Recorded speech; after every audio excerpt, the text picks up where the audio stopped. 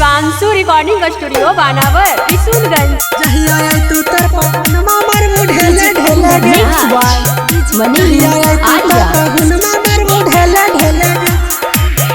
हमरा छोड़ के करे था ही शादी भेले गे, हमरा छोड़ के करे था ही शादी भेले गे।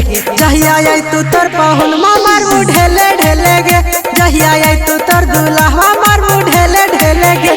लेके ढूक जीबौ गलिया में ठेले गे, लेके ढूक जीबौ गलिया में ठेले गे। जहिया आई तू तर पाहुन मार ढेले गे, जहिया आई तू तर दुल्हा मार ढेले गे।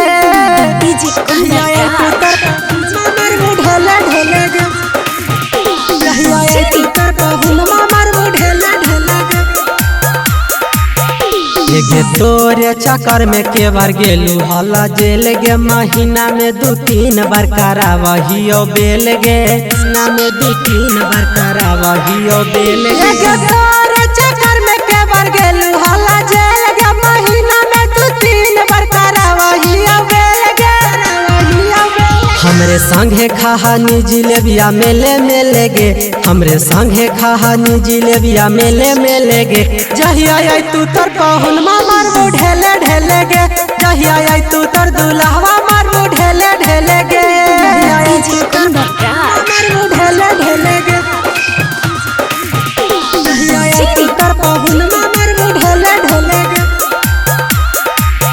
आगे मैटरिक मसूरिया के भूल गे निगे, हेराऊ सना में के प्यार में तू झूल गे निगे, सना में के प्यार में तू झूल गे निगे।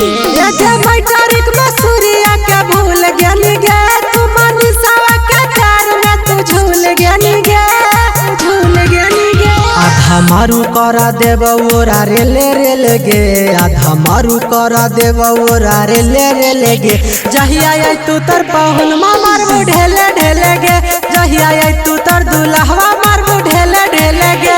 शिवांशु रिकॉर्डिंग स्टूडियो बानावर किशुनगंज।